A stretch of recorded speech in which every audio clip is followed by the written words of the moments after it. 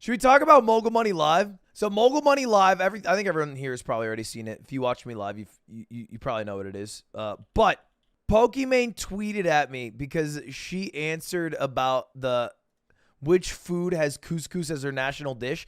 Turns out Morocco is also a correct answer, and we wrote down Algeria. Turns out that it's not only Morocco, it's Algeria and another neighboring country, Tunisia, Algeria, and Morocco. And I just replied, rigged it for the GOAT, and found a fan cam of Sykkuno myself. It wouldn't have mattered because Sykkuno is up by 2,000 points, but a little bit of a fuck up. I'll admit it. Yeah, I rigged it for Sykkuno. Mogul Money Live was insane, though. Chat, do you believe me that I was not nervous at all for Mogul Money Live? Now, I'm normally nervous for events like that. But I think because the crowd was so receptive.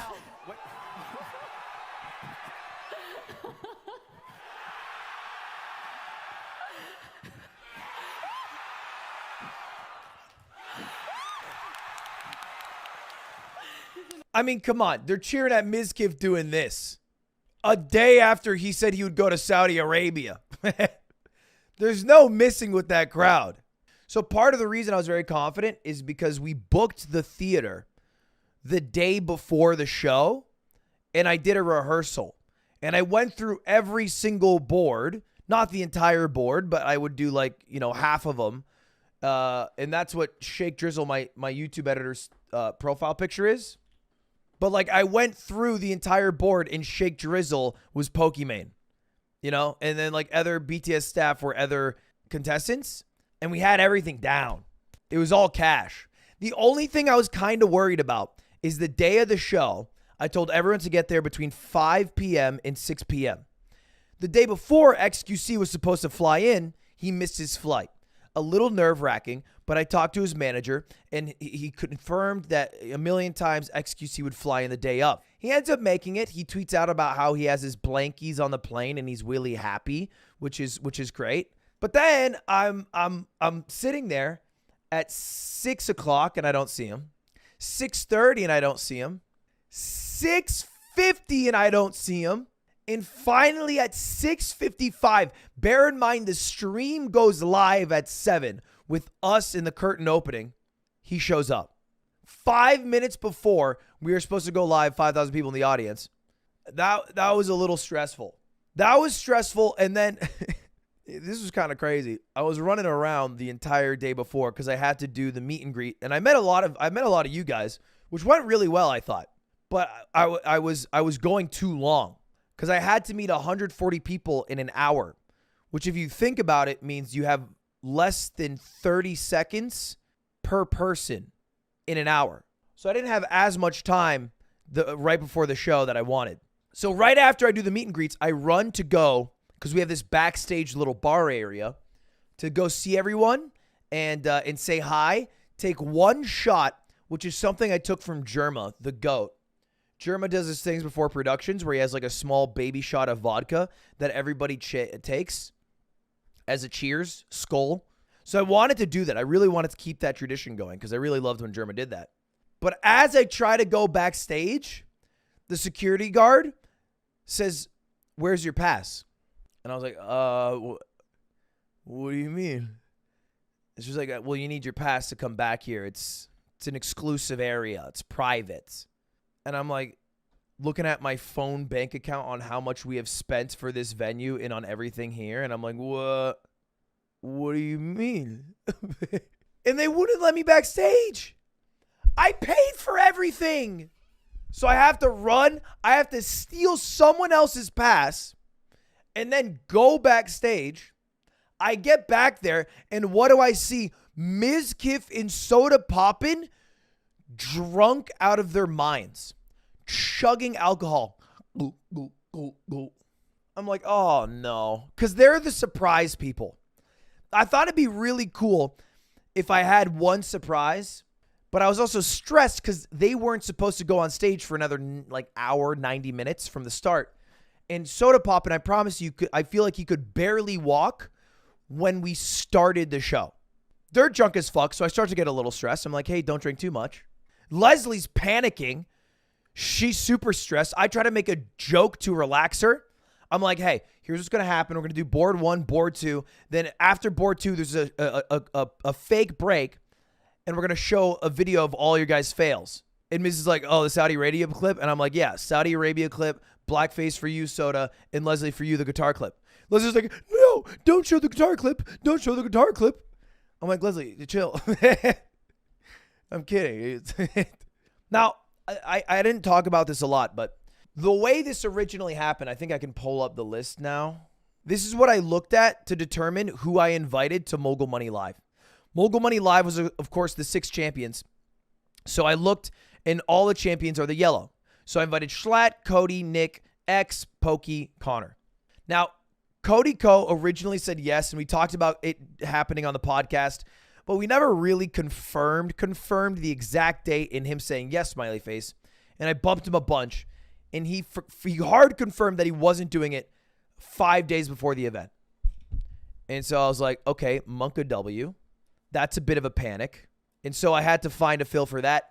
While that was happening, Slime sent me a DM, and he was like, yo, I got COVID, because the way I was picking the worst of the worst is all the people in red. Schlatt had just come back from VidCon. He was a winner. He was nervous. He got COVID. So I had to cut Schlatt as well.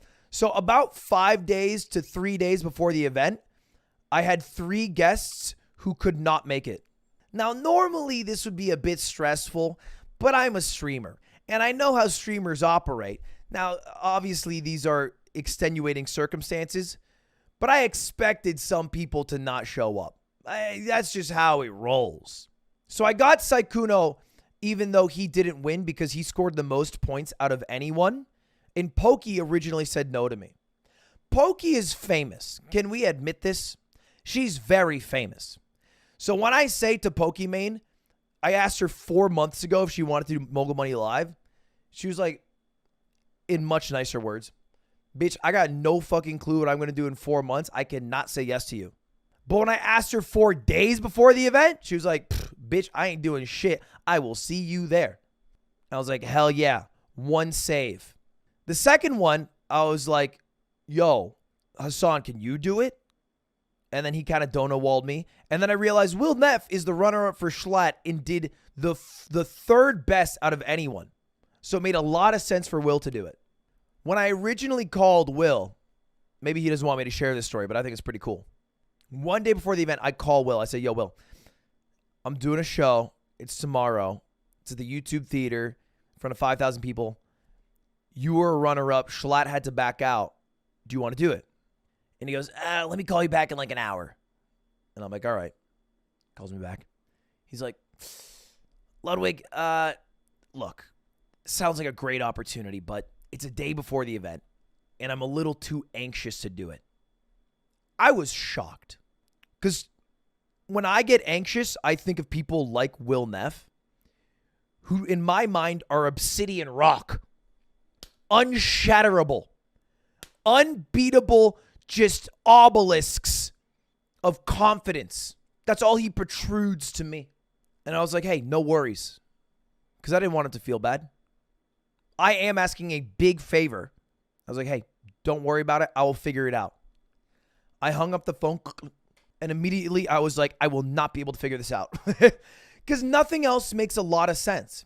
It would just be a random person who had participated in Mogul Money rather than someone who performed really well that makes sense in a contest that's meant to be the best of the best. Will calls me back as I'm panicking 2 minutes later, and he goes, you know what? No. I'm letting my fears run me. I'm not going to do that. I'll see you tomorrow. And I literally squealed like a girl. I was like, oh, you will. It was like a movie moment. I was overcome with relief. But not only did Will come through, not only did he show up to the event on time and crush on a Saturday night, he also was going to other people who were nervous and telling them, no, you shouldn't be nervous, man. You're a rock star. You're a rock star. You're going to crush out there today. He was doing that. I was like, God damn. God, this William Nefferson just does not miss, does he? There's only one thing over the entire 3 hours, 4 hours that I felt cringe at. And it was myself. I don't even think you guys will know the moment either. I was talking about how the crowd will applaud at anything, right? I was trying to make this really emphatic point. The crowd will cheer at anything at all. And so I run over to the crowd and I try to think of the most random word I could think of. And I say, give it up for clocks. And the crowd was dead silent.